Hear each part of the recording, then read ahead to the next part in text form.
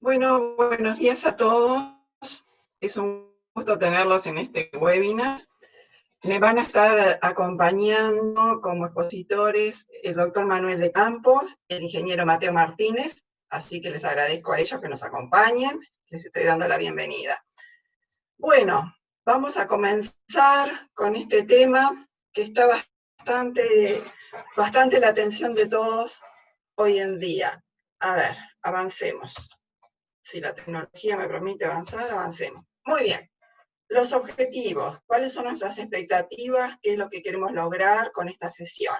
Primero que nada, queremos transmitirles todo lo que es un entendimiento más detallado de lo que implica una normativa de privacidad de la información. En concreto, vamos a estar hablando de la Ley de Privacidad de los Datos Personales en Uruguay, pero queremos abordar este tema de forma un poco más amplia para realmente tener un entendimiento cabal de qué se trata. Vamos a estar analizando los pasos que se sugieren seguir para lograr una implementación óptima, exitosa, que se pueda mantener en el tiempo, porque acá lo importante es que el esfuerzo que hagan las organizaciones en implementar una cierta normativa, efectivamente se pueda mantener en el tiempo, se pueda garantizar el cumplimiento.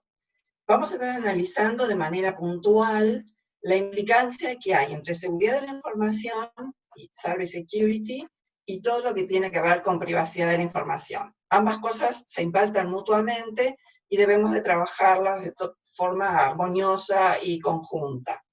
Con todo esto, finalmente, lo que pensamos es tratar de generar una mayor concientización en este tema. Bueno, ¿cómo nos hemos organizado?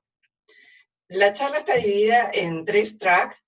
Yo voy a estar acompañándolos en el primero, donde vamos a estar viendo los aspectos operativos que hacen a la implementación de un programa de privacidad o puntualmente lo que podría ser la ley de protección de datos personales y su gestión. El segundo track, que va a estar a cargo del doctor Manuel de Campos, nos va a contar los antecedentes en la región, concretamente en Argentina. Y el tercer track vamos a estar viendo las principales consideraciones desde el punto de vista de seguridad y cybersecurity. Si el audio les llega mal, por favor nos avisan, bajamos los videos y lo importante es que escuchen la presentación. Así que bueno, vamos a organizarnos. Hemos destinado un tiempo para preguntas y respuestas al final de la sesión. No obstante, si alguien quisiera compartir algo en el momento, puede chatear con nosotros y vamos a estar atendiéndolos. Muy bien, comencemos. Aspectos operativos que hacen a la implementación de la Ley de Protección de Datos Personales, en particular, y lo que podría ser un programa más general de privacidad de la información. ¿En qué contexto hacemos esto? A ver, no les tengo que explicar que la digitalización en verdad ha cambiado nuestros hábitos como sociedad, ha cambiado el comportamiento de las personas, de las organizaciones, y muchas veces la línea entre qué cosas son públicas y privadas en las redes está un poco borrosa. Realmente se recolecta y se procesa que lleva manejando información de forma privada. Y sin embargo, realmente las personas, los usuarios, así como los gobiernos, cada vez están mucho más sensibles en cuanto a lo que es la privacidad de la información. También ha cambiado la forma del impacto, qué impacto puede tener compartir datos o no. Si nosotros estamos hablando de datos privados o datos personales, probablemente estemos pensando en nuestro saldo, nuestras cuentas, información que habitualmente considerábamos privada, pero las cosas están cambiando. Yo estuve al frente de la auditoría de una empresa de telecomunicaciones por más de 15 años y realmente nunca me enfrenté un tiempo atrás a problemas de qué hacer con la información de GPS, la información de GPS de los celulares. Yo no sé si ustedes están al tanto, pero ahora hay dos aplicaciones muy polémicas que están utilizando la geolocalización de las personas. Una es en Arabia Saudita, ustedes dirán, es lejos, pero esto es bien curioso.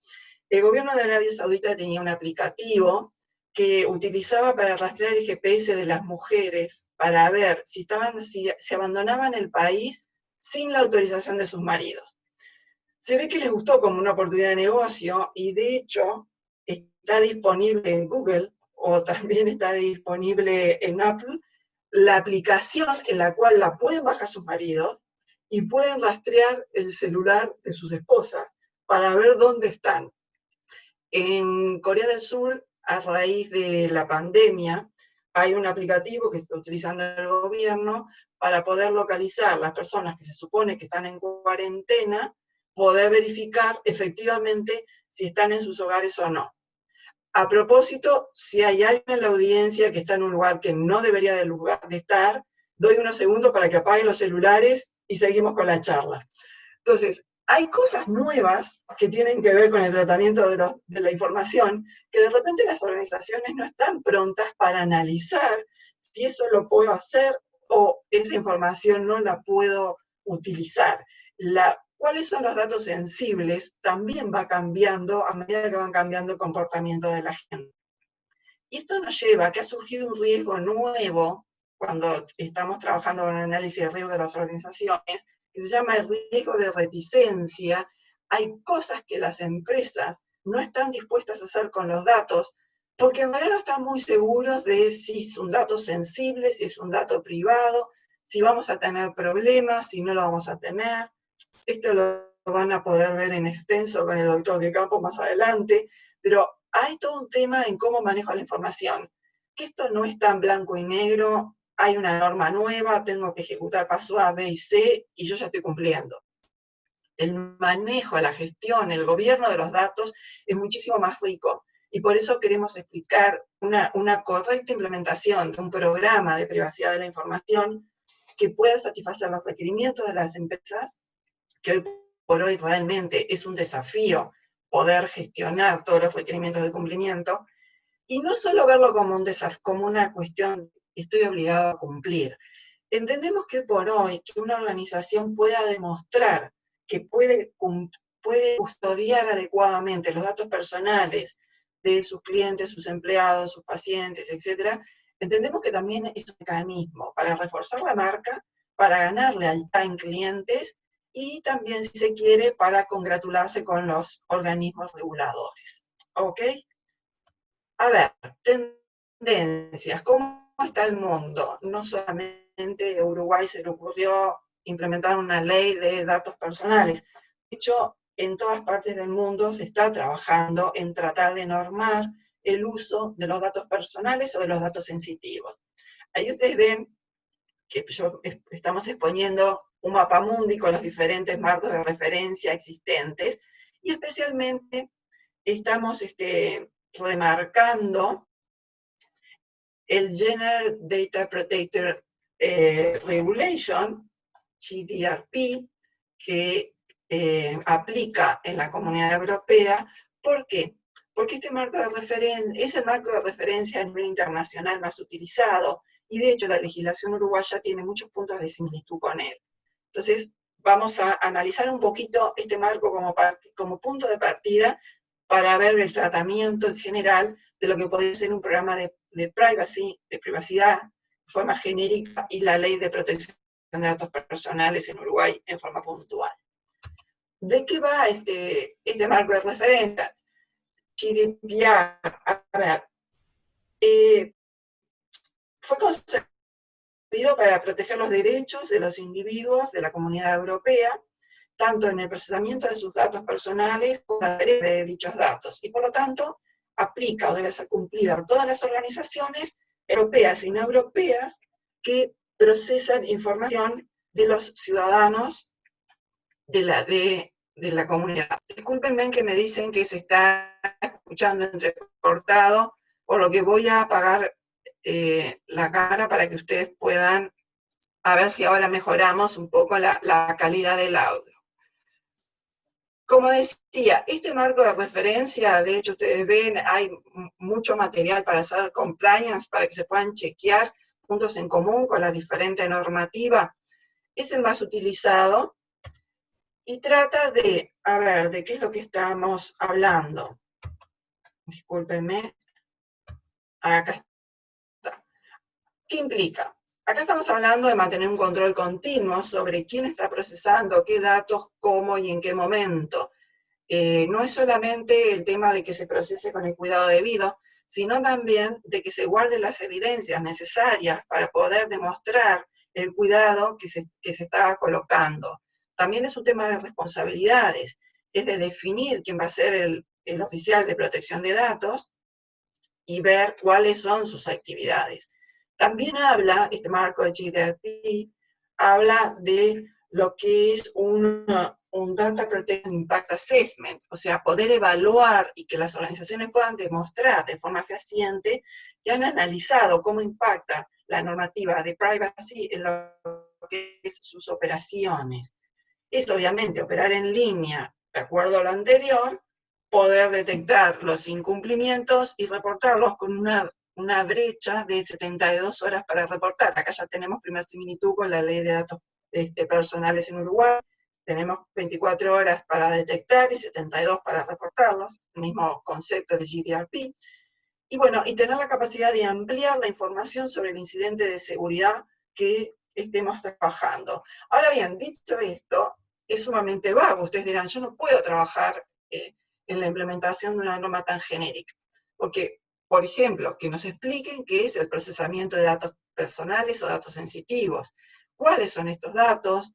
¿Cuál es la información que está protegida? ¿Quién lo puede procesar? ¿Quiénes son las empresas que están cubiertas por la ley? ¿Qué derechos tiene el titular? ¿A partir de qué edad? Si hay excepciones, etcétera. O sea, hay muchos aspectos que nosotros podríamos, cualquier marco de que nos estén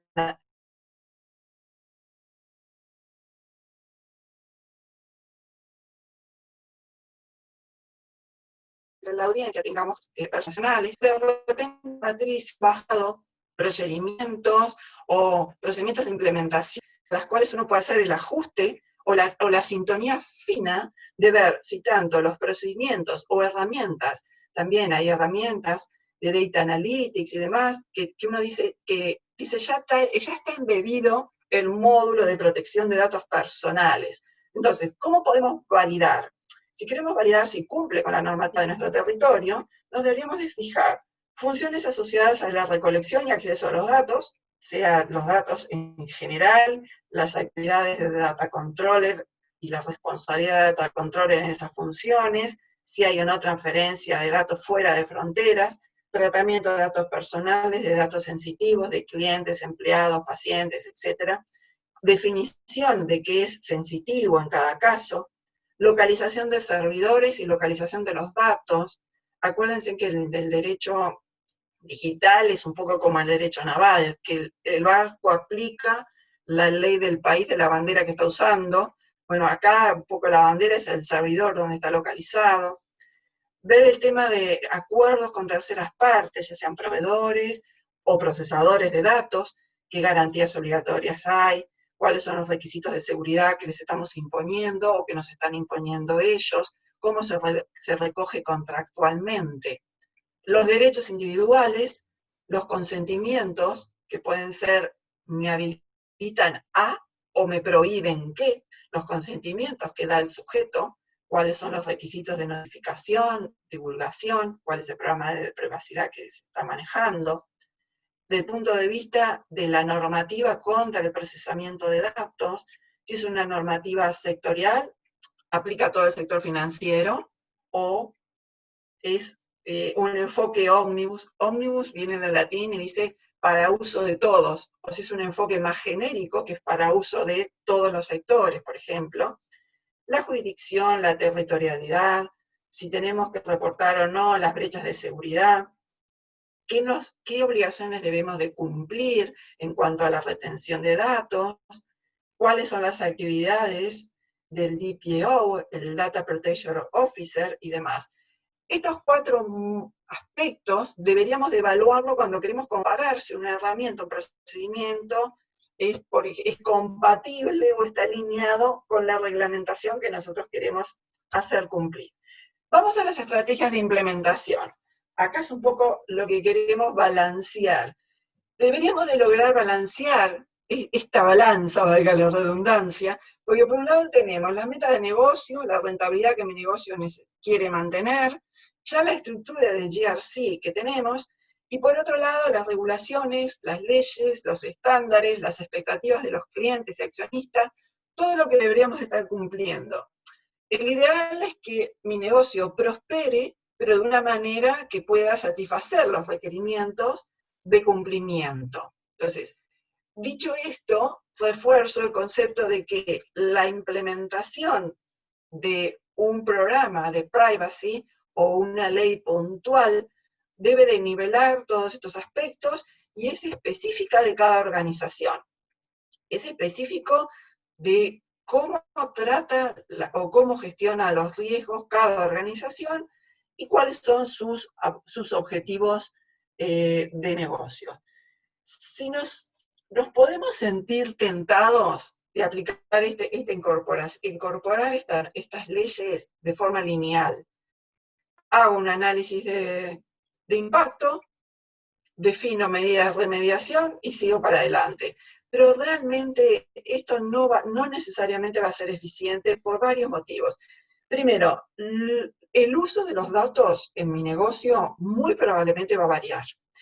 Y cuando ustedes quieran acordar, están recabando datos sensibles que no los tenían mapeados o que quizás antes no eran tratados como sensibles. Segundo, los datos son muchísimos. No es sencillo manipular la gran cantidad de información que estamos manejando hoy por hoy. Si bien cambia nuestro negocio, también la normativa y la legislación va cambiando. Y la tecnología de soporte también va cambiando. Entonces, si esto nosotros no lo implementamos de una manera muy prolija, va a ser difícil que permanezca en el tiempo. Y también hay otro punto, que más allá de que la planificación nos ayuda a hacer una implementación correcta, la planificación también es una buena evidencia para demostrar que estamos cumpliendo con los requisitos legales que nos exigen. Entonces, a ver, etapas básicas que deberíamos de considerar al momento de implementar o verificar que estemos cumpliendo con la normativa, con los requisitos de cumplimiento legales. Primero que nada es determinar la situación actual, ver cuál es el contexto real de mi organización, identificar todos los componentes que van a estar afectados en una eventual implementación de esta normativa y evaluar las brechas que hoy podemos tener, los incumplimientos que hoy podemos tener y los riesgos que podrían estar conspirando contra nuestro normal y completo cumplimiento. En base a esa información, nosotros vamos a diseñar y vamos a construir, permítanme decirlo de forma genérica, lo que podría ser nuestro programa de privacy, nuestro plan de privacidad. Vamos a diseñarlo, lo vamos a construir. Vamos a operar, vamos a tratar de mantener en el tiempo todos esos requisitos de cumplimiento, vamos a certificar o asegurar que estamos cumpliendo y reforzar nuestro diseño. Acá podemos entrar en una especie de ciclo, porque yo puedo encontrar mejoras a mi programa de privacidad o eventualmente podrían surgir riesgos nuevos o abrirse brechas nuevas que podrían estar comprometiendo el nivel de cumplimiento. Vamos a quedarnos con la línea central, donde están las funciones básicas, así analizamos un poquito más en detalle las implicancias de implementar un programa de privacidad. Muy bien, contexto. A ver, muchas veces las organizaciones, que ya están un poco saturadas de tener que cumplir con normativa de todo índole, cuando llega una norma, por ejemplo ahora yo digo, bueno, vamos a ver quién se encarga de hacer cumplir con GDPR, el que está distraído le cae la norma y tiene que buscar y tratar de cumplirla. Esto lleva a esta suerte de maraña de normativa que existe, ya le digo, de todo índole. Quizás el sector financiero y el sector salud son los más castigados en cuanto a la normativa, que lleva a una redundancia de controles y a una saturación de las unidades de negocio brutal. Esto es lo que nosotros no queremos, definitivamente no queremos que suceda. Entonces, ¿cómo vamos a trabajar en este análisis de contexto? ¿Qué es lo primero que vamos a hacer? Vamos a tratar de analizar, de ver si parte de los requisitos de cumplimiento que estamos tratando de implementar no están ya implementados. Vamos a revisar cuál es nuestra tolerancia, nuestro apetito al riesgo, cómo pintamos nuestro mapa de calor, que son rojos, que son verdes, que son amarillos en cuanto a los riesgos, y vamos a analizar cómo vamos a hacer el cálculo de la exposición para ponernos todos de acuerdo de cómo queremos trabajar en lo que tiene que ver con implementar un programa de privacy. ¿Cómo ponernos de acuerdo? ¿Quiénes? Fíjense que los involucrados en un programa de privacidad son, obviamente, los ejecutivos y la gerencia, el oficial de protección de datos, comité de auditoría y cumplimiento, todas las unidades de negocio que están por debajo de ellos, y del lado externo tenemos autoridades de protección de datos, clientes, proveedores, procesadores de datos, y los individuos y la sociedad como un todo. O sea, es importante mapear quiénes son los que están involucrados en este tema antes de proceder a identificar los componentes sobre los cuales vamos a tener que trabajar para poder implementar nuestro programa de privacidad. Normalmente uno va de entrada, dice mapeo de datos. Yo tengo que mapear dónde estoy guardando datos personales o datos sensibles, según la norma que quiero implementar. Sí, es cierto, lo tenemos que hacer, pero también tengo que identificar y clasificar los procesos relevantes de recopilación de información, de procesamiento, de gestión, de gobierno, de eliminación de datos, cómo estamos eliminando los datos, eso es un tema que lo dejo para Mateo más adelante, la transferencia internacional de datos, cómo se está haciendo el manejo de datos fuera de frontera, o incluso la transferencia dentro de fronteras, pero hacia otros actores. Tenemos que, como decíamos, identificar las áreas, las aplicaciones. Cuando estamos hablando de las áreas, mínimamente va a participar personal de tecnología, de seguridad, el oficial de privacidad, gente de legal, gente de cumplimiento o de GRC, si estuvieran juntos dentro de la organización, o de riesgo operativo, eso depende de cada organización cómo lo tenga implementado, gente de atención al cliente, si esa área existe, auditoría interna, marketing y recursos humanos. Entonces, tenemos que hacer todo el mapeo y también, bueno, de la infraestructura, localización de servidores, storage, como ya les había dicho. Recién cuando tenemos mapeado esto, que sabemos dónde estamos parados, y que vamos a proceder a evaluar. Cuando nosotros vamos a implementar una ley de privacidad de la información, nosotros tendemos que, nuestra metodología, muchos nombres yo los dejo en inglés, por si ustedes después quieren googlear mayor información, les va a ser mucho más sencillo encontrarlo. Cuando vamos a trabajar en estos temas, nos dicen que tenemos que hacer un Data Protection Impact Assessment, para comenzar a definir cómo vamos a trabajar. Fíjense que cuando estamos haciendo un Impact Assessment, estamos tratando de identificar brechas, situaciones que hoy existen. Hoy yo no tengo un oficial de cumplimiento. Hoy yo no tengo mapeados mis datos. Esas son realidades. Esos no son riesgos. El riesgo, acuérdense que estamos trabajando en una hipótesis. El riesgo es algo que de suceder puede comprometer mis objetivos, en este caso podría ser de cumplimiento. Entonces, está bien que cuando estemos hablando de evaluar, tengamos bien claro en nuestra mente, una cosa es un gap análisis para identificar brechas, otra cosa es un análisis de riesgo. Acá te juega mucho cómo vamos a medir los impactos. Tenemos que tener claro de cómo vamos a estar midiendo los impactos. En este caso, podemos mencionar que hay básicamente 4 tipos de impactos. Temas de cumplimiento, que nos pueden acarrear mayores auditorías, nos pueden excluir de tratados o alianzas comerciales, podríamos ser objeto de multas, con lo cual ya podemos caer en los impactos financieros, que podemos tener costos por multas, litigios, directamente pérdida de ingresos. Yo no puedo utilizar tal información para lograr tal objetivo y eventualmente puedo tener una pérdida de ingresos, puedo ser objeto de sanciones civiles o de infracciones que tengan que ver temas criminales, manejo de datos que puedan estar facilitando actividades de lavado de activos, narcotráfico, terrorismo, etc. También los costos de remediación pueden ser importantísimos.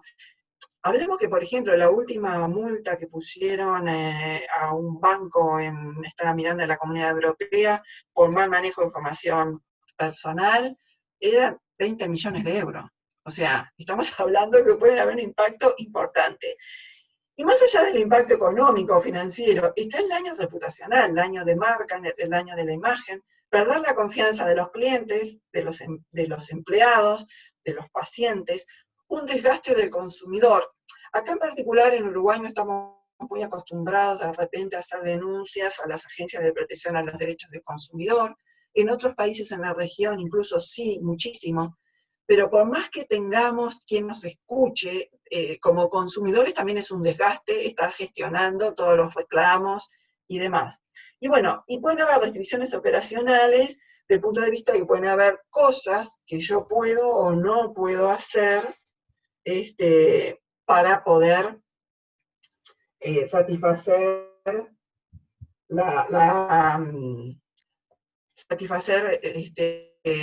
los cumplimientos. Perdón que me distraje porque están diciéndome que no se está viendo muy bien la imagen.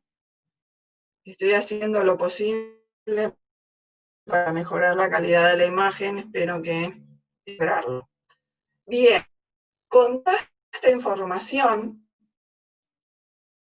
nosotros con esta evaluación vamos a tratar de diseñar y planificar, diseñar nuestro programa de privacidad.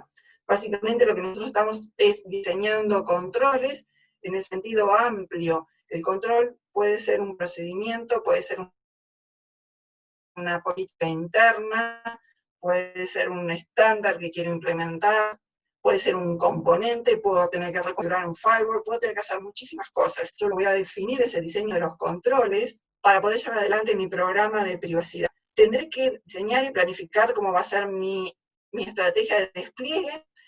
Puede ser parcial, puede haber definido un piloto, puede ser un incremental o puede ser una norma total. Tendré que definir también mi estrategia de supervisión y monitoreo, los programas de assurance, de mejora continua, y definir los programas de implementación. Me quiero detener en el programa de privacidad y rápidamente les quiero mostrar cuáles serían las áreas o los componentes que ustedes deberían de considerar. Un programa de privacidad en el sentido amplio tiene 10 acciones a considerar. Estrategia y gobierno serían las medidas que tienen que ver con la gobernanza, la responsabilidad, la estructura organizativa, que básicamente apunta a que le demos poder darle soporte y mantenimiento al programa de privacidad. Gestión de las políticas. Todas las políticas y sus modificaciones tienen que estar formalmente documentadas. Entonces, hay que definir ni cómo se va a encargar de hacer eso. Eventualmente puede corresponder analizar cómo se está haciendo la transferencia de datos fuera de frontera, qué datos están saliendo, a dónde, cómo y cuándo y para qué. Hay un capítulo entero que tiene que ver con la gestión del ciclo de vida de los datos. Acá cae todo el tema de cómo voy a hacer para mapear y clasificar los datos, ahora por primera vez y mantenido en el tiempo, mecanismos para identificar nuevos procesamientos, uso de datos, cómo vamos a hacer la eliminación segura de los datos, las definiciones sobre el gobierno de datos, prevención contra la pérdida de datos, diseño de los controles y diseñar todos los controles correspondientes. Vamos a tener que tener en cuenta cómo vamos a hacer el procesamiento de los derechos de los individuos, quién y cómo va a gestionar todos los consentimientos, en qué momento tenemos que recabar los consentimientos, cuándo los tenemos que modificar, qué solicitudes pueden realizar los individuos para recabar más información sobre sus datos y demás. Hay otra dimensión, que lo dejé en inglés porque la traducción se me dificultaba también para que ustedes puedan googlearlo, como les decía, que se llama Privacy by Design. Acá en realidad es cómo puedo de una manera inteligente tomar los resultados de mi DPI, o sea, de mi assessment del impacto de los datos personales en mi negocio, para tratar de incorporar los nuevos controles de privacidad, pero ya en el diseño, para que fluya de forma natural y yo no tenga que estar duplicando, repitiendo controles. Hay todo un módulo de seguridad de la información, que es el que vamos a ver en el track 3, entonces acá solamente lo menciono, pero es algo que claramente cuando vamos a implementar un programa de privacy tenemos que tener en cuenta. Hay otra dimensión de gestión de los incidentes, que es toda la preparación para poder detectar y responder ante los incidentes. Muchas organizaciones no logran reportar sus incidentes a tiempo, no solo porque no los puedan detectar en tiempo y forma, sino porque no están claros los mecanismos de cómo los reporto. Dentro de la organización el incidente queda dando vueltas y no se reporta adecuadamente. En Uruguay sería la unidad reguladora de control de datos personales. No lo reporto a tiempo porque no sé el formato con el que tengo que reportar. Novena dimensión, la responsabilidad de los procesadores de datos. Esto es una dimensión aparte porque exige un cuidado especial de ver cuáles son los mecanismos de seguridad que vamos a exigir de nuestros procesadores de datos. Y la décima dimensión a considerar son lo que tiene que ver con mis planes de capacitación y concientización. Esto se lo mostré ¿para qué? Para ver que realmente implementar una ley de protección de datos personales no es hacer un análisis de riesgo a la ligera, no, porque está hablando de un assessment donde tengo que estar identificando brechas y sí voy a tener que estar haciendo un análisis de riesgo. ¿Sobre el riesgo de cumplimiento exclusivamente? No, sobre todos los objetivos que yo me marco para poder implementar un programa de privacy adecuado, yo tengo que hacer un análisis de riesgo, por decirlo de alguna manera. Estas 10 dimensiones son temas que probablemente tengan que ver al momento de implementar mi programa de privacidad. Cualquier situación que me comprometa que yo logre trabajar en estas 10 dimensiones de manera adecuada va a ser un riesgo que yo voy a tener que poner sobre la mesa. No es solamente asociado a la confidencialidad de los datos personales. No, el programa es más amplio, por eso les quería mostrar estas 10 dimensiones. Una vez diseñado y planificado cómo queremos trabajar, pues bueno, tenemos que construir los componentes de acuerdo a lo que nosotros definimos. ¿Qué es lo que vamos a construir? Básicamente, controles. ¿Cómo? Probablemente ajustando políticas internas y procedimientos de nuestra organización. Luego vamos a operar en el día a día para tratar de satisfacer con esa normativa y vamos a tener que certificar y asegurar de que lo estamos cumpliendo. Vamos a definir nuestros programas de trabajo, planificar, vamos a ejecutar esos programas para recoger evidencia de comportamiento, probablemente en las 10 dimensiones, vamos a identificar los gaps, vamos a definir las actividades de respuesta, las vamos a implementar, se validará que esta implementación sea correcta y vuelve a la rueda. Estos programas usualmente los ejecuta auditoría interna, pero auditoría interna, si bien hace las recomendaciones, no es responsable por su implementación.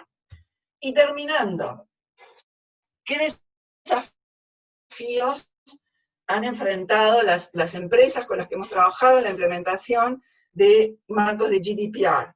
Primero que nada, que no estaba claro todo el personal que se debía de involucrar. Y si yo no tengo claro qué personal se tiene que involucrar en estos emprendimientos, no participan de la capacitación, y como ustedes saben, las personas somos el eslabón más débil de cualquier cadena de seguridad. Muchas organizaciones no tenían un claro entendimiento del flujo de los datos personales o de los datos sensitivos en sus procesos. Que las organizaciones estén certificadas, los sellos y las certificaciones, a la larga hemos visto que no dan gran ayuda, no garantizan que las cosas se estén realizando en forma cuidada. Sí, el nivel de preparación, el sector salud y el sector financiero son los que mejor han respondido a este tipo de implementaciones. Pharma ha trabajado muy bien en todo lo que tiene que ver con la elaboración de los DPI, como que lo tienen muy aceitado y trabaja muy bien. La transparencia no solamente es en identificar las brechas, tiene mucho que ver en la forma en que yo transmito la información, tiene que ser clara, tiene que estar accesible, tiene que ser comprensible por todo el mundo. Las tareas del data controller, muchas organizaciones se han visto abrumadas por las tareas que se le asignan a este rol. No tiene que ser un experto en cyber, esto lo va a mostrar Mateo, pero sí tiene que lograr integrar estos controles nuevos que quizás no son nuevos, ese es el punto, quizás ya lo estoy controlando, pero bajo otro nombre. Entonces tiene que poder tener el conocimiento necesario para poder integrar esta información. Tenemos que tener una metodología de Enterprise Management robusta. Tenemos que entender que mi apetito y tolerancia al riesgo realmente y mi fórmula de cálculo de exposición reflejan el sentido de la organización en ese sentido. Hemos visto que el tamaño de la organización hace que la dificultad de implementación escale de forma exponencial. Es impresionante la diferencia cuando son organizaciones chicas o grandes. Lo que ya les mencioné, la incapacidad de reportar a tiempo, no porque no lo detecto, sino porque cada cual está viendo su parte y de repente la notificación no está bien integrada. Y es bien importante guardar la evidencia. Acá vale lo de no solamente hay que ser bueno, sino que también hay que poder parecerlo. Acá yo les diría, hay que poder demostrarlo. Entonces, es importante el recaudo de la evidencia que estamos reuniendo de todo lo que se está haciendo en pos de garantizar la privacidad. Ustedes me van a decir que no hay presupuesto. Esto no me quiero detener, porque ya estoy robándome minutos de mis otros panelistas, pero la información va a quedar disponible en nuestro sitio web, o sea que lo pueden ver. No todos los sectores, lamentablemente, están disponiendo de la misma cantidad de recursos para atender estos temas. La gráfica que robé del Lawsquare Servers no es que sea vieja, ustedes dirán es del 2016, es de un año y medio antes de que ellos, esto es europeo, de que ellos tuvieran que implementar la normativa. O sea que más o menos es un poco en el tiempo que estamos. Lamentablemente no me dio el tiempo. Nosotros quería mostrarles una herramienta de software que utilizamos para implementar prácticas de gestión de riesgos que ya hemos parametrizado para soportar planes de privacy. O sea que ya tenemos recabados desde los controles tipo, la normativa a satisfacer, los riesgos tipo por dimensión de lo que es un programa de privacidad, y podemos ajustar a la medida lo que son la apetito y tolerancia al riesgo, de manera que la organización pueda atender sus temas de privacy con ciertos escenarios y pueda seguir trabajando con gestión de riesgos operativos en otros escenarios. Dicho esto, y quedo atenta por cualquier consulta que tengan al final, le doy paso al doctor Manuel de Campos, que va a comentarnos de su experiencia en la implementación de datos personales en la Argentina. Adelante, Manuel, todo tuyo. Hola, buen día a todos. Muchas gracias a Graciela y a Mateo por la invitación para participar de este webinar. La verdad es un tema que me divierte mucho. Pero al margen de la planificación, ayer conversamos un poquito y me voy a permitir hacer alguna modificación específicamente del tema que me habían propuesto, porque si bien soy abogado, a los efectos prácticos es como si no lo fuera. Cuando estudié abogacía, entré a la justicia de instrucción y desde ese momento nunca fui afuera, nunca ejercí la profesión, fue siempre investigación criminal. Así que ese por ahí va a ser un poco el punto de vista que voy a abordar, y un poco para redondear todas estas cosas que Graciela fue contando. O sea, no voy a contar la teoría de cómo es en Argentina. En realidad, en general, la mayoría de las leyes de protección de datos tienen sus fundamentos, sus similitudes con la Ley de Protección de Datos Europea. O sea, toda la teoría que acaban de ver es la base, y no voy a poder repetir o explicar qué pasa en Argentina. Sí, me voy a abocar, y me parece que esto es muy importante, cuáles son las consecuencias que pueden tener las fugas de datos, cómo opera el cibercrimen con los datos, cuáles son los perjuicios que pueden tener las empresas, y a ver si puedo poner el PowerPoint. A ver, si la tecnología me ayuda con esto.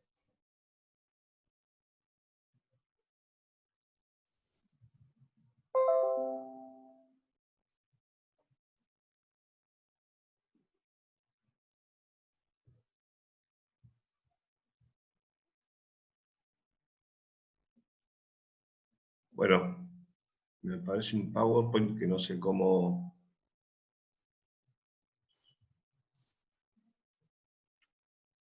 Un segundito.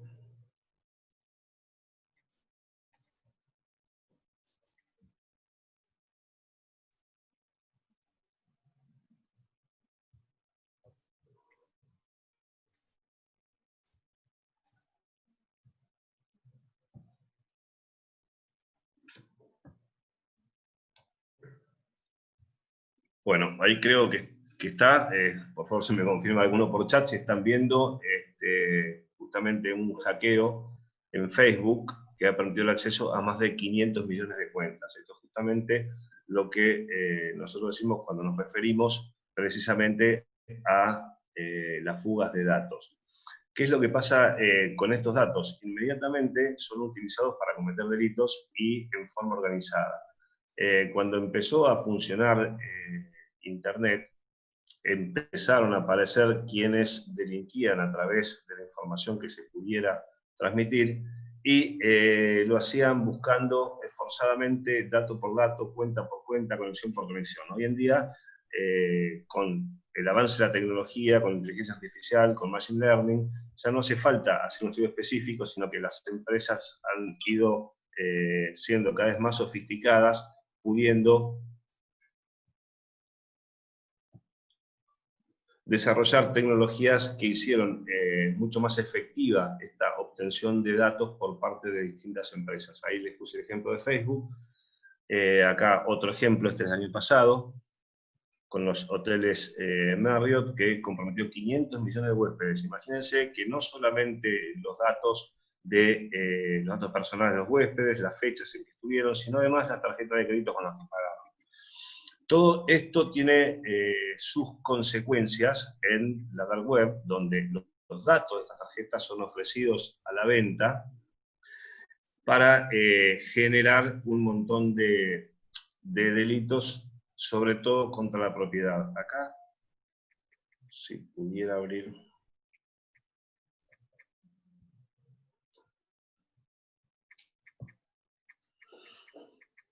Voy a mostrar, por ejemplo, para que tengan una idea, cómo se manejan.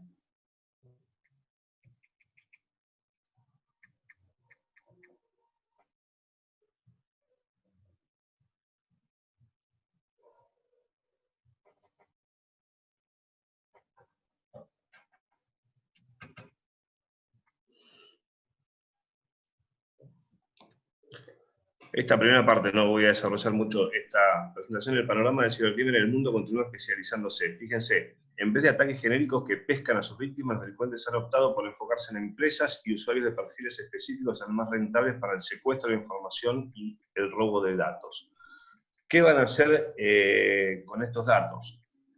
Bien, ahora lo vamos a ver en otra placa, pero mientras les voy contando que lo importante de la ley de protección de datos es que eleva los datos a categoría de bien jurídico protegido, es decir, que hay delitos que tipifican acciones que consisten justamente en la sustracción de datos, comercialización de esos datos, y esos están en los códigos procesales penales, en los códigos penales de la región, son bastante comunes. Hay diferencias, por ejemplo, el acceso no autorizado a un sistema en la Argentina es delito por el solo hecho de acceder. No hace falta que se saquen datos o que se cause algún daño informático. Sin embargo, en otros países se exigen además una extracción de datos como para que se constituya delito. Esto después, si nos deja un poco el tiempo, vamos a ver qué consecuencias puede tener, como por ejemplo en la participación de tratados internacionales cuando conductas distintas tienen el mismo nombre en el tipo penal. Y les decía que íbamos a ver cómo utilizaban estas formas. Acá tenemos un ejemplo, un sabotaje informático, esto fue en Chile. Lo que hacen es analizar cómo son, por ejemplo, los movimientos habituales de cuentas. Entonces, ¿por qué para robar 124 millones llegaron a 217 cuentas de otro banco? Analizaron cómo eran los movimientos de cuentas en un determinado periodo. Entonces, determinaron que no iba a llamar la atención si esa cantidad de plata Entonces, ¿qué hacen? Obtienen datos de cuentas y a través de esas cuentas hacen los movimientos de dinero para que no llamen la atención y pasen desapercibidos.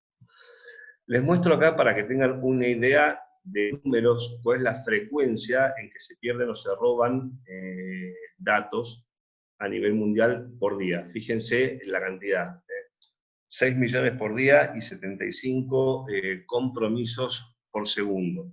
Esto es algo que realmente nos tiene que dar una pauta de cuál es la importancia de trabajar en la protección de datos, que puede traer consecuencias no solamente penales, sino también financieras para las empresas, como mencionaba la señora recién. Yo noté algunas cosas para comentar respecto de puntos que por ahí parecen muy teóricos, pero cuál es la aplicación práctica que pueden tener inmediatamente después cuando estos datos son utilizados para vender o para causar algún perjuicio a la empresa de que se trate.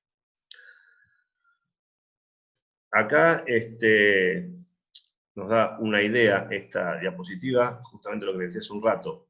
Los ataques son cada vez más sofisticados, se usa el aprendizaje de las máquinas, machine learning, se secuestra información de dispositivos inteligentes, cada uno que utiliza SmartThings, ya sea una aspiradora, ya sea un aire acondicionado que lo prende media hora antes de llegar a la casa, o cualquiera de estos aparatos o artefactos, transmiten información a Internet. Esa información también tiene utilidad para el cibercrimen. Por ejemplo, si nosotros tenemos una aspiradora inteligente, está transmitiendo el mapa de nuestra casa y los horarios en que funciona, que da para pensar en qué horarios una persona está o no está.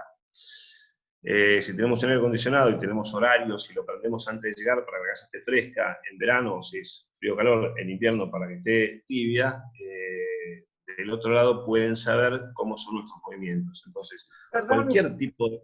Perdón, Manuel, estamos Sí. teniendo un problema técnico, no estamos viendo tu presentación.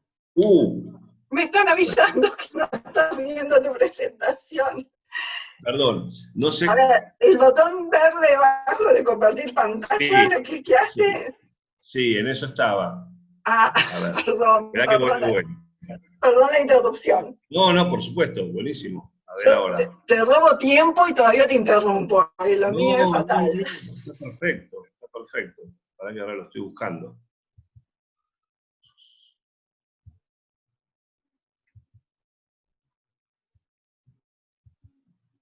Yo pensé que era yo, por eso no te había dicho. No, buenísimo. A ver. Pero la audiencia reclama. No, sí, perfecto. Para que quería mostrarles.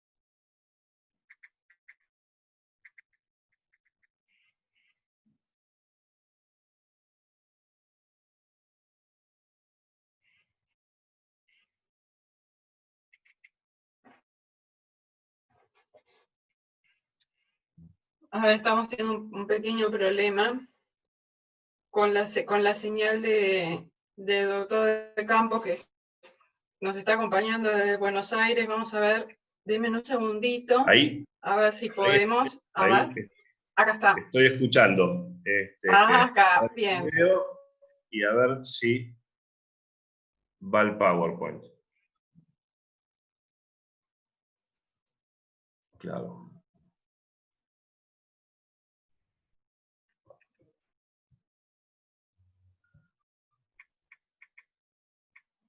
No, no estaría pudiendo compartir. A ver ahora. Quizás sí. Ahí se Ahora ve. sí. Sí. Bueno, lo logré al final. Bueno, Perfecto. ahora vamos de vuelta. Disculpen la interrupción y la falta de pericia para la tecnología de Zoom. Bueno, esta es la primera diapositiva que les comentaba del hackeo que sufrió Facebook de más de 50 millones de cuentas. Asumo, bueno, que lo que fui diciendo lo fueron escuchando, así que ahora les muestro las placas. Comentaba de la cadena de hoteles Marriott, que sufrió un hackeo de 500 millones de datos de huéspedes. Esto era, les decía, no solo los datos personales, sino las fechas en que estuvieron en los hoteles, las fechas en que viajaron y además sus tarjetas de crédito, que bueno, es lo que por ahí les resulta de mayor interés a quienes se dedican a obtener datos de esta naturaleza. Acá les quería mostrar esto.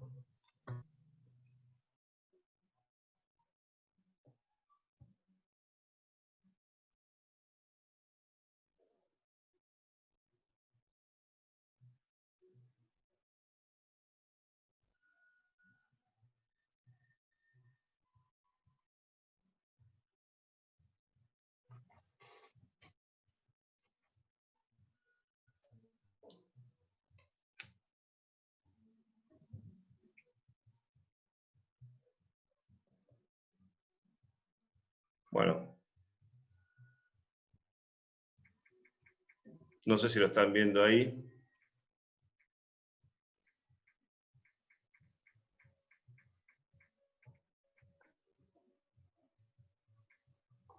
Esto es lo que les comentaba hace unos minutos, ¿no? Que en vez de ataques genéricos que pescan a sus víctimas, los delincuentes han optado por enfocarse en empresas y usuarios de perfiles específicos que sean más rentables para el secuestro de la información y el robo de datos. El año pasado se detectaron unas 480.000 URLs infectadas, así que fíjense con esto los perjuicios que pueden llegar a tener los usuarios y los que tienen a su cuidado la protección de datos. Asumo que siguen viendo esto. Esto es lo que les explicaba recién del Banco de Chile. La forma en que para robar 124 millones utilizaron 217 cuentas para mantener el flujo del movimiento de dinero que hay entre un banco y otro, que a su vez lo están estudiando. Por eso los datos, como algo teórico, tienen su aplicación práctica en este mundo del cibercrimen, que es lo que resulta de fundamental importancia para entender por qué es tan vital en mantener la seguridad y la incolumnidad de estos datos. Esta es la placa que les comentaba recién para que vean la cantidad de compromisos de datos que hay por día en el mundo. Son más de 6 millones y 75 por segundo. Entonces imaginen la dimensión que tiene la fuga de datos y por qué entonces resulta tan importante su protección.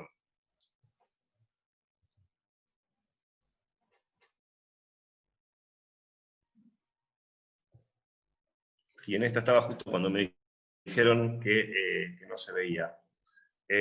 Justamente eso, reforzando que los ataques son cada vez más sofisticados, se utiliza Machine Learning, se secuestra información de dispositivos inteligentes, como decía recién, aspiradoras, aire acondicionado, cualquier dispositivo inteligente que está mandando información se secuestra, y también las aplicaciones. Acá justamente con la pandemia estamos teniendo una discusión importante con una aplicación que denominaron Cuidar, que según el gobierno no exige tener una geolocalización encendida, pero la aplicación sí la exige. Por otra parte, dicen que una vez que termine la cuarentena y la pandemia, se van a borrar los datos. Todos los que trabajan en esto saben que en Internet nada se borra, todo queda ahí. Por más que la desindexen, esos datos van a estar disponibles. Y ahí hay datos, no solamente datos genéricos de las personas, sino datos muy específicos, como cada 48 horas qué temperatura corporal registra, o qué enfermedades tiene, o los síntomas. Y todo eso se va acumulando en esa aplicación. Bueno, acá hay una discusión muy importante sobre si hay que bajarlo o no, entonces el gobierno sacó una alternativa para hacerlo a través de la página de gobierno, en donde supuestamente no hay que bajar la aplicación y se puede obtener el permiso de circulación con mucho más limitación en cuanto a la información que se brinda o aporta al gobierno. Y acá les decía, les mostré unos ejemplos de justamente cómo robaban datos, cómo obtenían datos, y acá les voy a mostrar un poco cómo los usan, cómo los ofertan, cuál es el mercado negro del cibercrimen a través de la dark web. Les voy a mostrar algún ejemplo nomás para recuperar un poco del tiempo que perdí con la inclusión del PowerPoint. Fíjense cómo, por ejemplo, venden cuentas de tarjetas de crédito. Fíjense que hacen un análisis de el balance, o sea, más o menos cuál es el promedio de gastos de la tarjeta, qué tipo de cuenta es, si es una cuenta importante, una Premier, Signature, Premium, como les digan. Si está confirmada, muchas veces lo que hacen antes de poner a la venta una tarjeta en un pack como este, prueban con una compra. Supongamos que alguien usa Uber todos los días para ir a trabajar y tiene un promedio de no sé, voy a hablar en pesos argentinos, 400, 500 pesos todos los días, hacen una compra de esa naturaleza y uno cuando ve el resumen generalmente no se fija en detalles, si hizo 20 viajes o 21 es exactamente lo mismo, entonces esa tarjeta ya está confirmada que funciona, dice de qué país y después está el precio. Cuando roban, por ejemplo, lo que veíamos hace un ratito con los hoteles Marriott, imagínense tener 500 millones de datos de tarjetas de crédito. Van vendiendo por packs. Entonces, la tarjeta dura hasta que el titular se da cuenta que le están ingresando compras que él no realizó. Y ahí se compra otro pack de tarjetas y las van utilizando. Otras cosas que se ofrecen son alquiler de infraestructura y ventas de accesos a servidores. Es importante que quienes resguarden los datos de sus empresas tengan una muy buena ciberseguridad de esa empresa y de los servidores justamente para que no sea fácil acceder y para que esos datos estén realmente protegidos.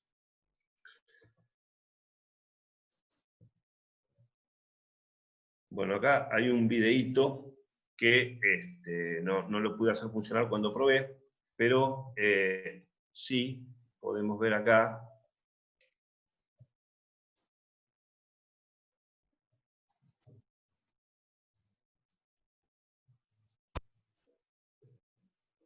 Y esto es lo que quería mostrarles, asumiendo que la mayoría de ustedes pertenecen al campo de las empresas.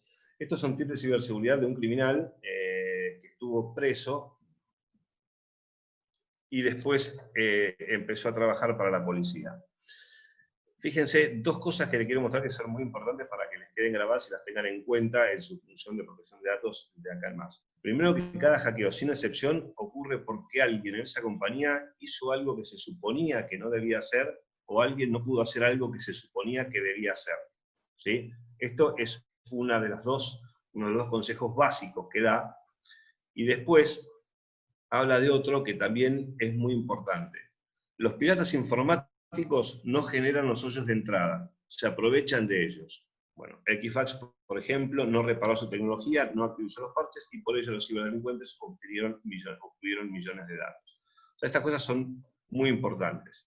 Primero, cada uno debe hacer lo que tiene que hacer y no omitir nada de su función. Segundo, tengan en cuenta esto. Los atacantes no hacen hoyos, ¿sí? Utilizan los que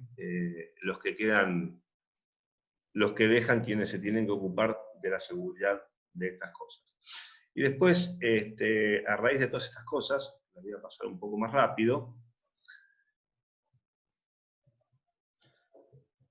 ¿Por qué tiene que ser la ciberseguridad un compromiso de importancia para toda la junta directiva de todas las empresas? Justamente por todas estas cuestiones, y esas son las consecuencias que tiene en la práctica el tema de la fuga de datos. Son algunos muy poquitos ejemplos de para qué pueden ser utilizados esos datos.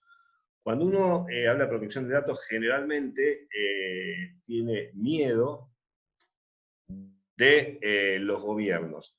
Muchas veces el gobierno, nosotros los jueces también somos parte del gobierno, que nos toca investigar este tipo de delitos, este tipo de fraudes, y cuando estamos en nuestra función, muchas veces nos cuesta que las empresas nos pasen un dato muy concreto que pedimos sobre una cuenta determinada, sobre un usuario, sobre algo basándose o amparándose en la ley de protección de datos. Y a veces cuesta sobre todo con las empresas que tienen sus servidores en otro país. Eso justamente tenemos que tenerlo en cuenta de quién nos vamos a proteger.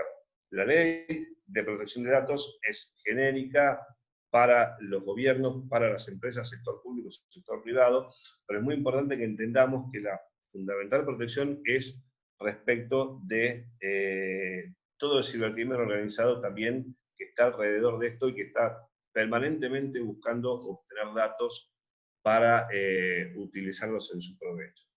Y acá quiero hacer algunas...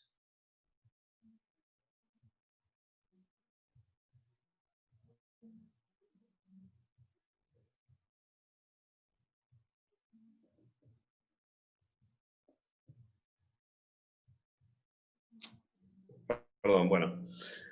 Acá quiero hacer algunas consideraciones respecto de cuestiones de esto y cuestiones de lo que fue hablando Graciela primero. Una cosa importante es la responsabilidad penal de las empresas. Acá en Argentina hay una ley reciente, todavía no hay muchos casos, pero por primera vez se está aplicando la responsabilidad objetiva en materia penal y es justamente poder imputar, obviamente con penas de multa, a las empresas. ¿Cuál es la forma para la empresa de evitar esa sanción? Es acreditar que cumplió con todas las normas de compliance, o sea, que hizo todo lo que debía hacer para evitar que se cometiera ese delito. Y esto es lo fundamental en términos prácticos. Uno a veces ve todas las cuestiones, las listas, todo lo que analizó recién Graciela y cómo se traduce, o sea, un juez, un abogado como yo, que no es técnico, que no entiende todas esas cosas, sí va a tener que entender, sí le van a tener que demostrar que hicieron todo lo que estaba a su alcance para proteger esos datos que se fugaron, para proteger esa información que se fugó. Y esa es la forma de evitar la responsabilidad de la empresa, independientemente de que después pueda ser responsable algunos de los dependientes de esa empresa o algunos intencionadamente o por una forma de omisión o por un delito, como decimos acá, culposo o delito sin intención. Otra cosa importante, una cosa que me anoté de lo que ha dicho también, es la línea difusa entre lo público y lo privado. ¿Qué es lo público y qué es lo privado que está en Internet? Nosotros muchas veces subimos información, pensamos que es privado, pero de golpe la ponemos en la faz pública, por ejemplo, de un Facebook, y esa información pasa a ser pública, no porque la haya subido una persona en particular, si no la puso protegida, si la puso pública, es pública. En el equipo de investigación de cibercrimen calcula, cuando hace fuentes abiertas, que el 97% de todos los datos y toda la información que está en Internet es pública. Así que imagínense qué poquito que es privado. Perdón, acá hay un chat que no se ve, la presentación ya no la uso más, ya terminé con la presentación. Simplemente me quedan estas reflexiones y estos puntos que quería tocar. Después, un tema fundamental también, la aplicación de la geolocalización que habló al principio. Acá hay plataformas, como las que decía recién, del gobierno, Cuidar, que quiere saber la geolocalización, pero por otra parte, la mayoría de la gente tiene prendida la geolocalización. Para bajar cualquier tipo de aplicación hay que tener prendida la geolocalización. Yo personalmente nunca la tengo encendida. Y acá me voy con eso al tema del consentimiento, que había hablado, que es un tema fundamental en esto. Habló Graciela de la gestión del consentimiento. Acá se discute cuál es el punto del consentimiento, qué es el consentimiento informado. Y acá sí podemos discutir jurídicamente. Si nosotros leemos la letra chica o todas las condiciones para bajar una aplicación, que casi nadie las lee, pero supongamos que nosotros la leemos, nosotros hacemos 2 clics, leemos, aceptar y bajamos la aplicación. ¿Podemos interpretar jurídicamente como que eso es un consentimiento, como que es un consentimiento irrevocable. ¿Qué pasa si, por ejemplo, en algunos, los que tienen hijos que por ahí se bajan juegos por internet y que esos juegos para bajárselos, en las condiciones están, por ejemplo, que pueden acceder a sus datos, a sus contactos, a sus datos de localización, a sus datos del dispositivo, y el chico enter, y ya tiene el juego? ¿Se puede considerar que ese es el consentimiento que dio el titular de esos datos? Bueno, hay un montón de cuestiones que van allá, que van más allá, y que se puede teorizar sobre qué es el consentimiento, y sobre si ese doble clic que uno le da puede ser interpretado como el consentimiento que dio para que sus datos tengan determinado tratamiento o determinada exposición, o sean utilizados por la empresa para fines publicitarios o lo que fuera. Ese también es un punto importante que hay que tenerlo en cuenta. Después otro punto que me llamó la atención y sobre el que quería hacer un poco de hincapié, también por ahí para bajarlo a la realidad, es el de la notificación de brechas. Acá tenemos distintos aspectos. Una es la notificación interna de la empresa, si bueno, tuvimos esta fuga, tuvimos este problema. Ahora, ¿qué pasa cuando esa brecha implica un delito? Supongamos que hubo un acceso no autorizado al sistema y se sacaron datos. Ya hay un delito. Entonces, ¿qué pasa sobre todo con el sector financiero? No denuncia, ¿por qué? Porque pierde credibilidad, que es otro de los aspectos que había mencionado antes. Pierde credibilidad, es anti-marketing, y entonces, no se haga público, no denuncia. ¿Qué pasa cuando no denuncian? Nos impiden investigar. Acá pasa, por ejemplo, tuvimos reuniones con el sector financiero y demás, que hay tan pocas denuncias que cuando va el jefe del Departamento de Cibercrimen a pedir el presupuesto del año siguiente, y pide software, y pide tecnología, dicen, bueno, ok, ¿cuántos casos tuviste? 3. Bueno, entonces no hay presupuesto, se compran patrulleros. Y eso implica que los departamentos de cibercrimen tengan dificultades para adquirir tecnología y además que no se investiguen, y se podrían evitar muchísimas esas fugas de datos. Por ahí no se puede llegar a quién fue, pero sí a de dónde vino, y por lo menos bloquear, por lo menos que haya bases de datos de los vectores de ataque, o sistematizar defensas y compartir información. Y por otra parte, es otra cosa que hemos hablado también, que estamos hablando en Argentina y que es importante, que dentro de los reglamentos de compliance, que esté también la obligación de denunciar. Eso estamos hablando acá. Si una persona responsable del área de comunicación de una empresa no hace la denuncia de esa fuga y después causa perjuicios, supongamos, no sé, un banco le sacan los datos de tarjetas de crédito de cientos de clientes y el banco no denuncia, por más que cumpla con todo el resto del reglamento de seguridad y de compliance.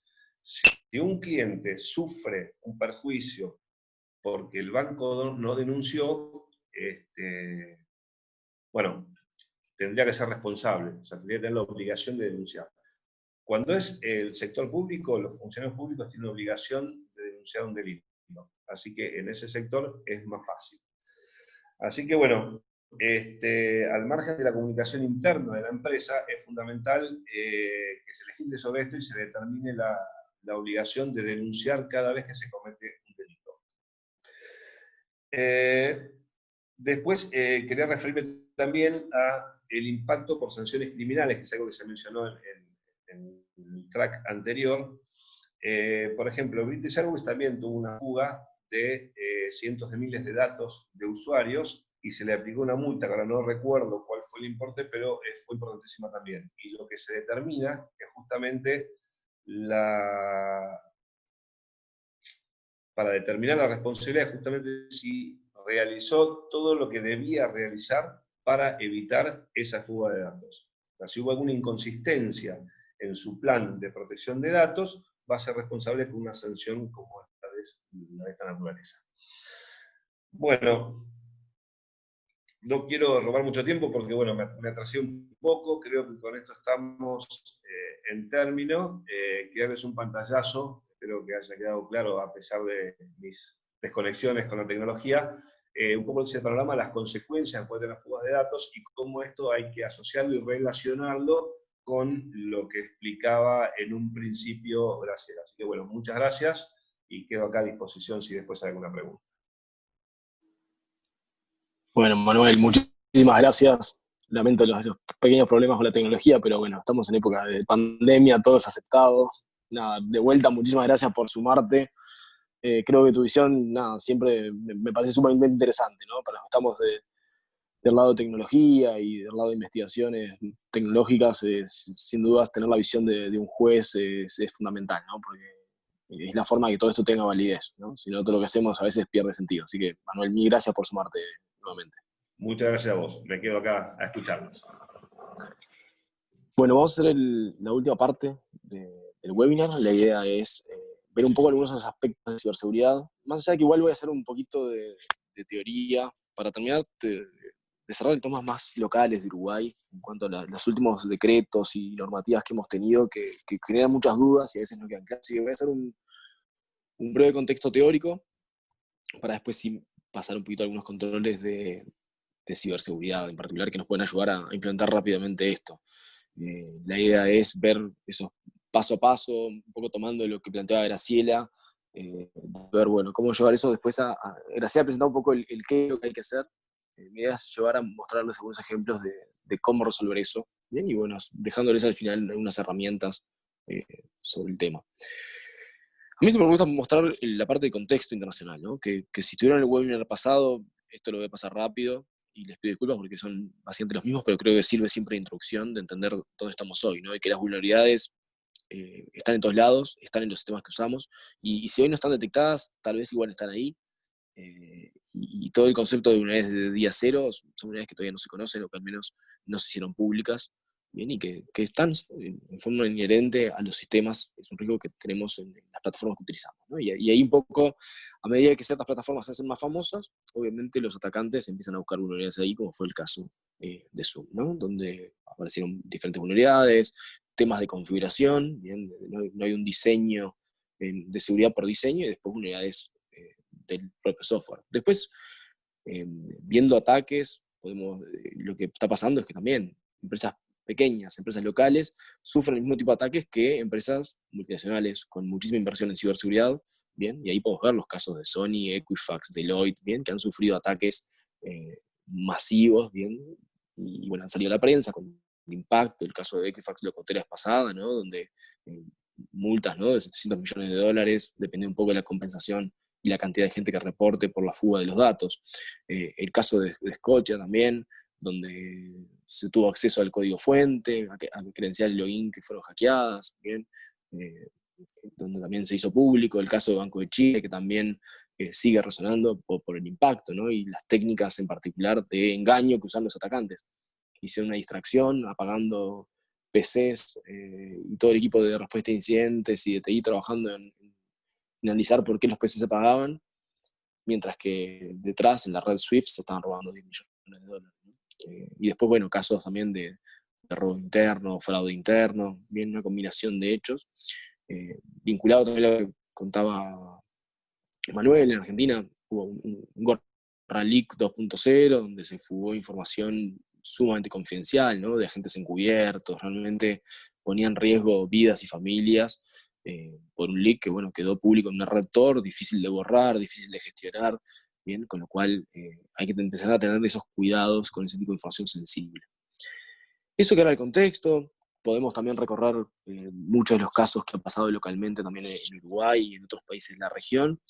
Pero mi idea era centrarme un poquito en la parte de datos personales y las últimas resoluciones de Uruguay, ¿no? Donde, si miramos un poco el contexto internacional que presentaba Graciela, de GDPR y otro tipo de normativas de protección de datos, el cambio grande es en la fiscalización y las penalizaciones, ¿no? Más allá de los requerimientos que pueden haber mejorado, pueden haber sido un poco más exhaustivos, el cambio más grande son las multas, ¿no? Y que muchas veces esas multas son las que motivan a veces esta aplicabilidad de los controles. En la región tenemos un tema de que durante muchos años la ley de protección de datos personales no ha tenido una fiscalización o multas que impacten a las empresas. Si bien ha habido una adopción y una concientización en cuanto al registro de las bases de datos, el incumplimiento tampoco ha sido algo que genere esas penas como las que veíamos, ¿no? O los casos de fuga de información que generen penas realmente que hagan que otras organizaciones se preocupen realmente en trabajar en esto, más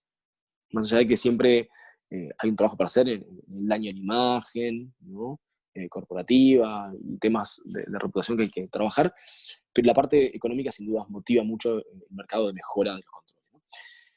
La idea era trabajar un poquito en las últimas resoluciones, ¿no? Y decretos que están en la vuelta y que nos generan un poco de dudas a todos, ¿no? Lo primero que quería mencionar es la resolución esta, la 3220, ¿bien? Que busca justamente regular los criterios para designar esta figura que mencionaba Graciela, el delegado de protección de datos personales, ¿bien?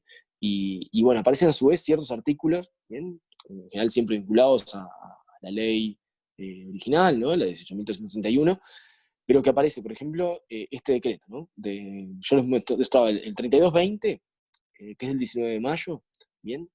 Establece inclusive criterios de designación de los delegados, ¿bien? Y son documentos que se pasan desapercibidos, pero que está bueno empezar a reflejarlos en estos ámbitos más de gestión de riesgos, más de ciberseguridad, o inclusive sumando abogados que están vinculados a los temas de privacidad, bueno, o cualquiera que esté involucrado en el tema, pero hay como una serie de decretos y resoluciones que surgieron que vale la pena desarrollarlos un poquito, ¿bien? Entonces, para lo que era el decreto 6420, del 17 de febrero de 2020, también fresco, hace una reglamentación de varios artículos de las diferentes leyes, que es importante visualizarlos, acceder y analizar un poco los artículos, ¿no? El artículo 3, por ejemplo, que nos habla de que este responsable tiene que adoptar ciertas medidas para trabajar la integridad, confidencialidad, disponibilidad, ¿no? Dentro de la tríada de la información, bien, para garantizar la seguridad de los datos personales. Da referencias concretas, ¿no? Por ejemplo, el marco de ciberseguridad desarrollado por AGESIC, que es un marco que hoy tal vez en el ámbito público ha tenido un poco más de recorrido y un poco más de influencia.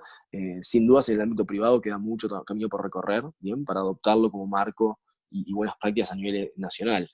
Y bueno, después está el tema de cuando hay un incidente de seguridad, ¿no? Cómo trabajar, cómo reportarlo, qué tan preparados estamos para reportar y gestionar esos daños, ¿no? O sea, realmente cuando sucede un incidente, en el momento que ya sucedió, lo único que nos queda es contener el daño, bien, y tratar de recuperarnos lo antes posible. La idea es trabajar en la preparación de esto, ¿no? Siempre hablamos de prepararnos, prevenir, poder hacer un monitoreo, un diagnóstico, para que cuando surja una alerta, bien, un incidente, poder trabajar en esa contención, bien, y eliminar y mitigar ese riesgo para después seguir con la operativa habitual. Bien, pero eso es algo que hay que trabajar y de hecho está explícito en este artículo como para trabajarlo. Después el artículo 7 habla de la evaluación de impacto, ¿no? Que esto también en GDPR toma mucha fuerza a nivel europeo y en todo lo que es esta evaluación del impacto en la protección de datos personales. En Uruguay, en conjunto con el gobierno de Argentina, hicieron esta guía de evaluación de impacto en la protección de datos, así que es un documento que lo recomiendo, que lo habíamos comentado también rápidamente en alguna de las conferencias, pero es una guía que tenemos ahí disponible, ¿no? Hay que trabajarlo, sistematiza ese proceso de evaluación de riesgos, ¿bien? Nos da cómo hacer el tratamiento de los riesgos, ¿bien? Y bueno, trabajar para cada uno de los involucrados en este tema de protección de datos. Después está, ahí el link les queda para hacer la descarga, ¿bien? De ahí se puede hacer la descarga de la guía, es un documento bien práctico, bastante bien accesible, como les decía, entre la Agencia de Acceso a la Información Pública Argentina y la Unidad Reguladora de Control de Datos Personales de Uruguay hicieron este documento. La idea es buscar justamente una cierta coherencia regional que empieza por el Río de la Plata, pero seguramente pueda irse gestionando una adopción aún mayor para trabajar estos temas tan importantes de protección de datos que nos impacta a cada uno de los ciudadanos de los países. ¿Bien? El modelo y la guía en realidad plantean todo el ciclo de la información, desde la recolección, categorización, tratamiento, comunicación y eliminación de la misma, con lo cual para cada uno de esos procesos busca que haya un cuidado de la información, ¿bien? Para trabajar sobre la misma, ¿no? Y a partir de ahí empezar a su vez en algo más macro de determinar ese análisis normativo, determinar a todos los involucrados, ¿bien? Documentar procesos para algunos de estos temas y pasar por ese análisis finalmente de riesgo, ¿no? O sea, básicamente hacer esa identificación, entender ese contexto que hablamos también la vez pasada con Graciela, para gestionar los riesgos en un tratamiento y finalmente tener un plan de tratamiento de riesgos que sea monitoreado y que sea comunicado para cada uno de los involucrados. ¿Bien? Ahí les queda el link también para la guía, para que le interese. Después hay un artículo 8 que es importantísimo, ¿no? Que habla justamente de la privacidad por diseño. Este concepto que viene también del mundo de ciberseguridad, de que la seguridad tiene que estar en el diseño de aplicaciones, en el diseño de la arquitectura, bueno, privacidad por diseño en todo lo que es tratamiento de datos, ¿bien? Incorporar diseño de seguridad basado en privacidad, o sea, pensando en privacidad en el diseño de las bases de datos, de las aplicaciones, de las operaciones, de cada uno de los sistemas que estamos utilizando, ¿bien? Y que den cumplimiento a la normativa de protección de datos personales. La idea ahí es que cada una de las técnicas que se utilicen cubra diferentes temas, pero hay temas para resaltar que son ese punto D y E en particular, que es el tiempo de conservación de los datos, ¿no? ¿Por qué conservar datos durante mucho más tiempo del necesario? O sea, ese ciclo de vida de los datos es importante para que ante una posible fuga de información no se fuguen datos que tienen tal vez más años de los necesarios en esa base de datos, ¿bien?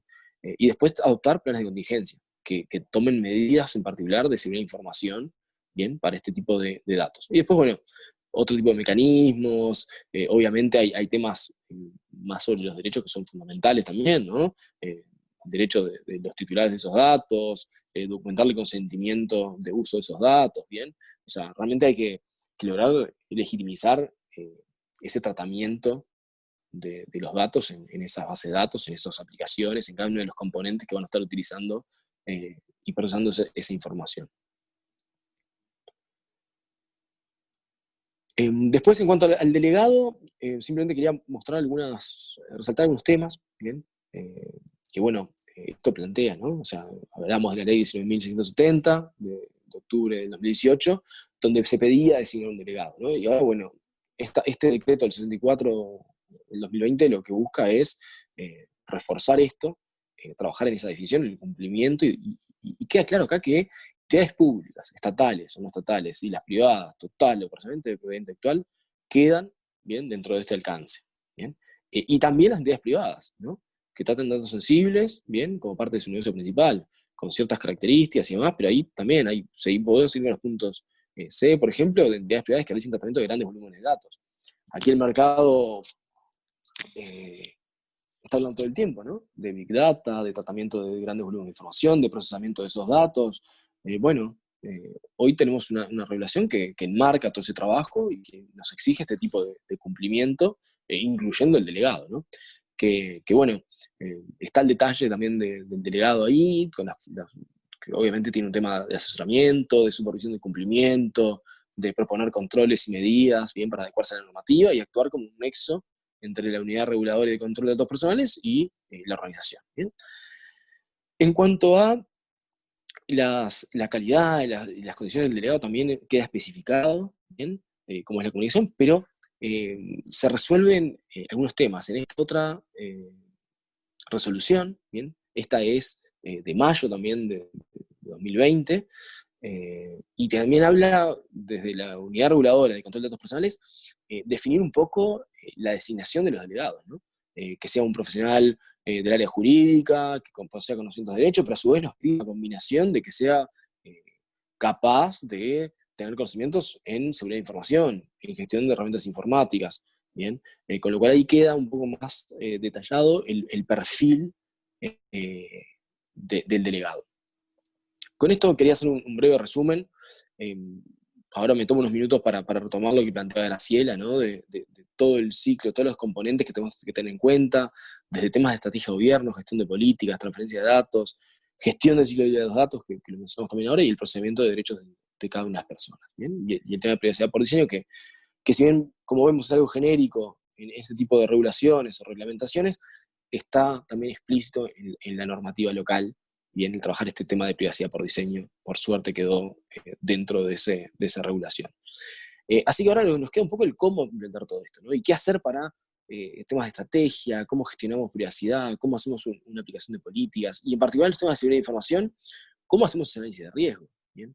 Cómo trabajamos la seguridad en cloud, seguridad en base de datos, seguridad en las aplicaciones, ¿bien? A nivel de riesgos, hay todo un trabajo de estrategias de encripción, empiezan a aparecer muchos componentes, gestión de unidades, que en cada uno en sí mismo es para una charla completa o para un curso completo. Mi idea hoy es darles algunas herramientas que nos permitan ver esto, pero que me gustaría que todos se queden con privacidad y protección de datos personales. Nos va a requerir trabajar ese concepto de seguridad de información o ciberseguridad de una forma mucho más proactiva y con controles mucho más serios de los que tenemos hoy en día para poder asegurar ese cumplimiento. Hoy muchas veces somos reactivos ante incidentes, ante fuga de información, y ahí aparece, ¿no? La inversión, los cambios, son motivadores de esos cambios de mejora, pero tratemos de ser proactivos, ¿no? O sea, y prevenir este tipo de situaciones, ¿bien? Entonces, la idea era trabajar un poquito en algunas herramientas que pueden ser útiles para cada uno de los temas, ¿no? En particular, para lo que es gestión de incidentes, hay una herramienta abierta que está tomando mucho auge en Europa y por suerte en Latinoamérica también se está empezando a adoptar, tanto en el ámbito público como privado, que es de Hive, que permite armar guías rápidas de respuesta, dejar definidos los workflows. Acá la herramienta que han usado los centros de respuesta internacionales ha sido Retir, en general, que permite hacer esos flujos, que es bien efectiva, pero bueno, ha quedado un poco vieja en su estilo, en su funcionamiento y la integración con otras herramientas. Con The Hive hay una integración nativa con otra herramienta que es Cortex, que permite conectarse con distintos motores de análisis de malware, de análisis de phishing y demás, como para poder fortalecer y enriquecer cada uno de los atributos, artefactos que tiene el incidente. A su vez permite integración nativa con otra herramienta que es MISP, ¿bien? Que permite también generar indicadores de compromiso y hacerlo colaborativo. Ahí les queda un poco el enlace. Está en una versión 4 ya muy madura, ¿bien? Así que es una herramienta bastante simple de implementar y permite justamente este tema puntual que nos presentaba la regulación de tener un tratamiento de los incidentes, ¿no? Tener una reportería y estar preparados, así que tener esos playbooks o esas guías de resolución nos van a ayudar mucho en que sea eficiente esa respuesta a incidentes. Otro tema de los críticos es la gestión de vulnerabilidades, donde muchos de los ataques que aparecen hoy en día, muchos de los defacement que se hacen a sitios web, realmente la mayoría suceden con vulnerabilidades conocidas. Ahí la responsabilidad es nuestra, ¿no? O sea, de los administradores, de hacer una correcta gestión de vulnerabilidades, de escanear en forma periódica. Esto no sirve hacerlo cada 6 meses, cada una vez por año, sino que hay que hacerlo en forma periódica. Mientras menos sea la ventana de tolerancia al riesgo que hagamos y más cercana a la ventana y espacio entre escaneos va a ser mejor, para poder detectar vulnerabilidades que salen día a día nuevas. Una de esas herramientas gratuitas es Greenbone. Para el que no tenga presupuesto, es una herramienta que al menos, si no tenemos nada, es una buena herramienta, sirve para cumplimiento con normativas como 27001 y a su vez nos va a ayudar a tener un control. Si podemos ir con herramientas comerciales mejores, bueno, podemos ir por Tenable y demás, por herramientas comerciales que permitan hacer una mejor gestión de las vulnerabilidades y los activos. Pero les queda esa herramienta como gratuita, lo mismo con la gestión de logs, ¿no? Es una forma de alerta temprana, de correlación de eventos. Una herramienta como Greylog les va a permitir, por un lado, hacer cumplimiento con regulaciones y a su vez realmente gestionar los logs si no tenemos nada. Después, obviamente, si queremos evolucionar a una correlación avanzada, a reglas comerciales y más, bueno, hay que ir por soluciones de SIEM, también comerciales o abiertas, pero con más trabajo de integración y de correlación. Después hay un tema que siempre dificulta mucho las organizaciones, que es el tema de enviar información cifrada, mantener información cifrada, y tal vez la forma fácil sea comprimir el archivo y poner una clave, ¿no? Con eso al menos salimos de que los archivos estén en texto plano, dispersos en servidores y más. Si necesitamos un archivo que tenga algún tipo de seguridad, al menos poner una clave, bien, para empezar. Después sí, tenemos que hablar de cifrado completo de disco para los dispositivos que salgan de la organización, bien, o que sean dispositivos extraíbles, móviles y más. Bueno, hay que hablar de un cifrado de disco completo, pero al menos, si tenemos archivos que son clasificados como confidenciales, podemos definir que la política diga que nos vamos a poner un zip con clave, y con eso al menos nos evitamos algún tipo de acceso inmediato en caso de pérdida o robo de los datos del dispositivo. Después, para la gestión de password, esta es una discusión también eterna, filosófica, de qué hacemos con las contraseñas. Empiezan a aparecer herramientas que son corporativas, que nos permiten gestionar contraseñas, cumplir con políticas de cumplimiento, integrar aplicaciones, ¿bien? Una que tiene una versión gratis que recomiendo es esta Tycotic, ¿bien? Permite 10 usuarios y 250 claves sin ningún tipo de costo. Para algunos tipos de transacciones sirve. Después obviamente tiene una versión comercial que también la recomiendo a nivel corporativo. Y después, bueno, para lo que es WAF o Web Application Firewall. Hay soluciones abiertas, de hecho un poco la que se usa en el gobierno también, ¿no? Desde GSIC, Mod Security, una plataforma abierta de Trustwave. A su vez uno le puede incorporar las reglas abiertas de OWASP. OWASP mantiene un proyecto que es el Core Ruleset, que es una serie de reglas que sirven para Mod Security para proteger la capa de aplicación. Es decir, la aplicación que yo tengo publicada hacia Internet, le puedo poner ese firewall de aplicación para protegerlo de los ataques más comunes. Estas reglas no son suficientes, obviamente, dependiendo del tipo de aplicación.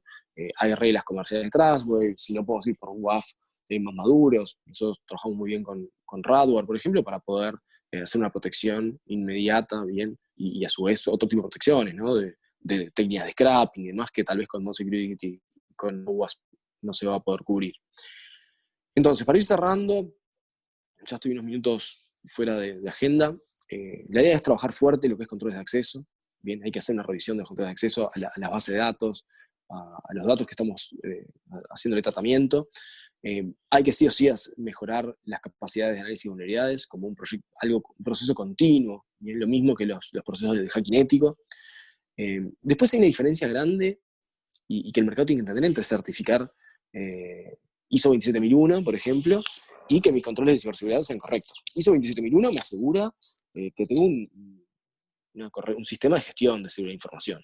¿Bien? No me va a asegurar que mis controles de ciberseguridad sean perfectos, con lo cual es una combinación de las cosas, ¿no? Por un lado, está perfecto trabajar con sistemas de gestión, bien, recomiendo sin dudas ISO 27001 para que es gestión de seguridad de información, pero hay que hacer un trabajo más fuerte, inclusive en temas de ciberseguridad. Bien, en los controles de cara al impacto de negocio y si vamos en particular a lo que es protección de datos personales, trabajar en el cumplimiento, según el tipo de datos que tenemos, con controles de ciberseguridad y un análisis de riesgos de ciberseguridad estricta. Bien. Después, lo que son planes de respuesta a incidentes, trabajarlo con un proceso maduro, un proceso que esté involucrado de la alta gerencia, también con un enfoque top-down, en el cual trabajamos en el triage, los procesos de resolución, las guías, probamos, hacemos simulacros. Es tal vez algo que tiene que madurar mucho más. Hoy tal vez hay planes de continuidad mucho más maduros. Nos falta trabajar estos planes de respuesta y gestión de incidentes de ciberseguridad, que inclusive cambian totalmente algunos paradigmas de los planes de recuperación de desastres, en los planes de continuidad, ¿no? Donde si tenemos un malware, un ransomware, que impacta nuestro servidor productivo, muchos planes de recuperación dicen, bueno, ahora operamos del centro alternativo. Perfecto, vamos al centro alternativo que también es vulnerable, entra el ransomware, también se nos cae la mente de contingencia. Entonces, hay que hacer un trabajo fuerte en los planes de continuidad, en los planes de recuperación de desastres y obviamente en los planes de respuesta a incidentes. ¿Bien? Después hay un tema de cultural que tenemos que empezar a exigir, y ese tema de responsabilidad en licitaciones, en llamados.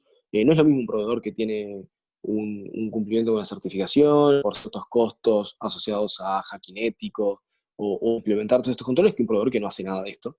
¿Bien? Y ahí hay una responsabilidad de quienes hacen los llamados y las licitaciones de exigir este tipo de cumplimiento. Se ha logrado, por ejemplo, con lo que es aplicaciones, exigir temas como OWASP.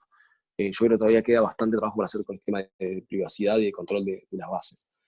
Bueno, seguir con el registro de las bases de datos, trabajar en el plan de educación de delegados de datos. Bien, es un perfil mixto entre abogados y personas con conocimientos jurídicos y tener que meterlos en conceptos técnicos de seguridad de información, ciberseguridad.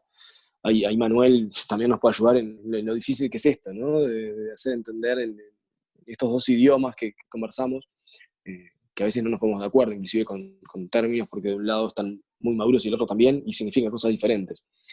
Y bueno, después el tema de los controles es el que pueda, implemente controles de ciberseguridad del más alto nivel, tienen referencias como Gartner para controlar quiénes son los líderes del mercado. Hay alternativas también abiertas para evaluar y cubrir algún hub de seguridad. Dejé algunas de las herramientas, que es un poco el objetivo de hoy, pero bueno, queda mucho trabajo por hacer en cuanto a la aplicación de controles. Espero que este webinar rápido sirva como guía, tanto a nivel de lo que son las leyes y los decretos, como a nivel de algunos de los controles rápidos que se pueden implementar. De mi lado era eso que quería presentarles, les agradezco mucho, en nombre de Graciela, de Manuel también. Y bueno, no sé si hay alguna duda, consulta, me quedan unos minutos también para ir contestando el chat. Y bueno, Graciela, no sé si quieres hacer un cierre. Muchas gracias, Mateo, por tu presentación, muy claro, como siempre. No sé si tienen alguna consulta que quieran hacernos.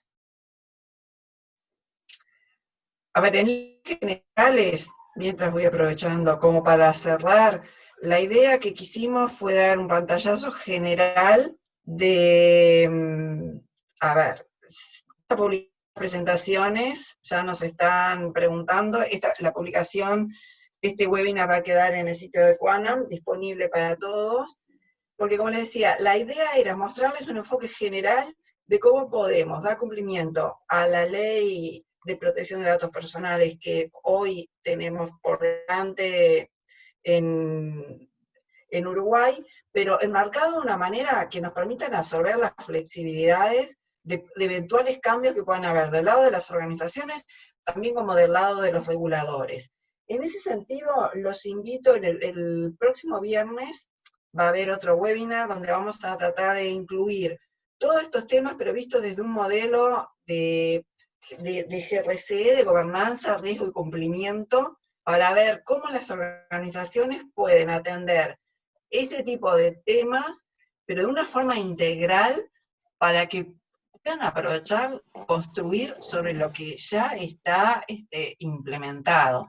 El próximo webinar vamos a tratar de hacerlo interactivo, vamos a dejar disponible para que ustedes puedan bajar cierta información, para que puedan en sus computadoras hacer algunos tipos de pruebas y ensayos, y mostrar un poco más de herramientas y demás. Les agradezco a todos los que están pasando sus felicitaciones y agradecimientos. A ver, es como dijo Mateo, estos temas no se agotan en este tiempo, por lo tanto, queríamos de vuelta, insisto, dejarles una guía general, vamos a ver de ir desarrollando cada uno de estos temas más en profundidad. Todas las personas que están, que se inscribieron a este webinar, que fueron más de 80, van a recibir la invitación para el viernes, por si no lo recibieron aún. Así que ahí, bueno, vamos a tener una chance de compartir un poco más, de ver todos estos temas de la forma más efectiva posible. No sé, Mateo o Manuel, si quieren hacer algún otro comentario, aclaración. Si no... No, de mi lado no, agradecer y os esperamos en el próximo webinar. De mi lado tampoco, agradecerles que me han invitado a participar y haber podido compartir esta rato con ustedes y haberlos escuchado a ustedes dos, que también aprendí muchísimo por eso. Así que muchas gracias. No, por favor, gracias a ti. Bueno, entonces, para ser respetuosos del horario, que sé que las agendas en pandemia, en vez de ser más sencillas, son más complejas, entonces vamos dejando por acá. Cualquier consulta particular que tengan,